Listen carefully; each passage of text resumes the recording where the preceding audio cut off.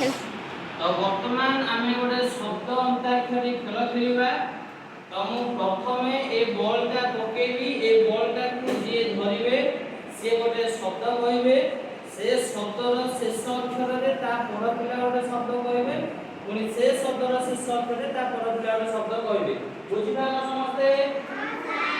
तो समस्ते ए प्रस्तुत है कि वो बॉलटा को पकेबी हैला।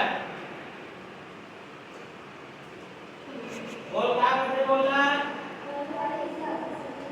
अपने क्या बोल शब्द को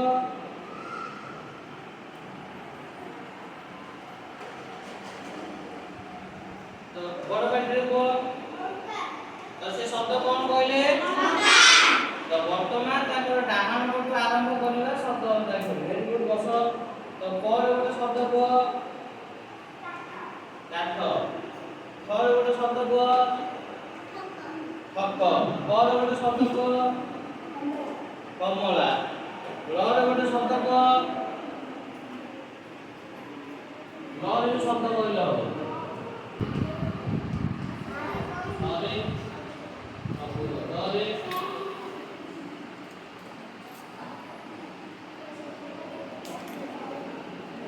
लर कौन शब्द अछि दल अरे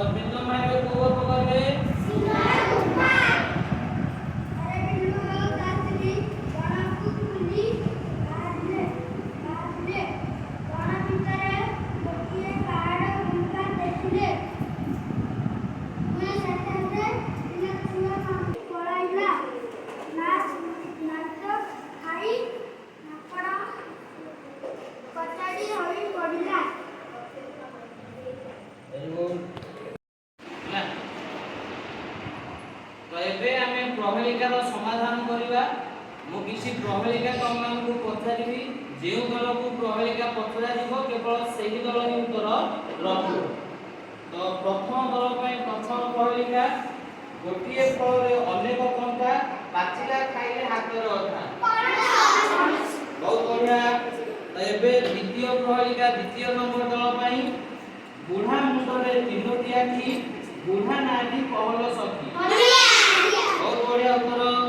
तबे दल 3 पे प्रहेलिका पतर तले फलिछि फल फल देह रे भी कंटा मार वेरी गुड।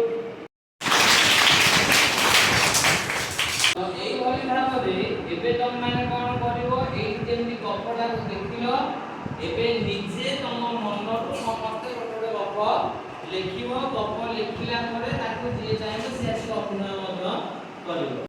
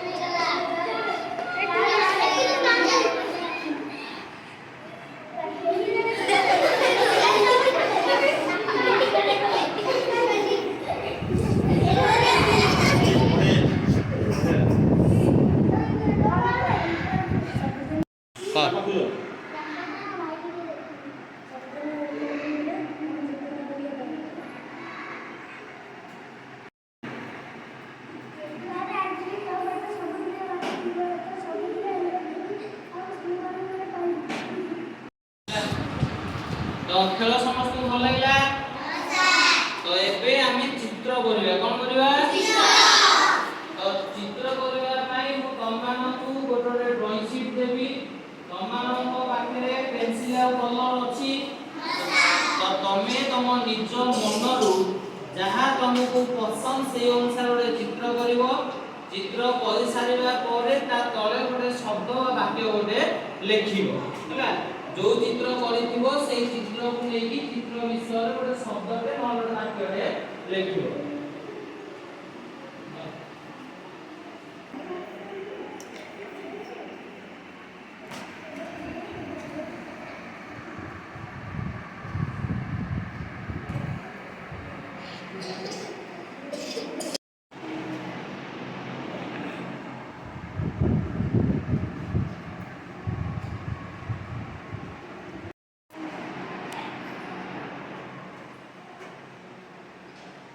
ଚିତ୍ର ସରିଲା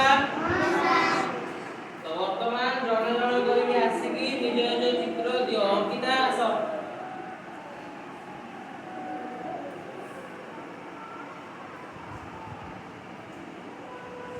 ଆସ ପବିତ୍ର ଜଲ୍ଦି ଜଲ୍ଦି ଜଣେ ଜଣେ ଆସିକି ଦିଅ।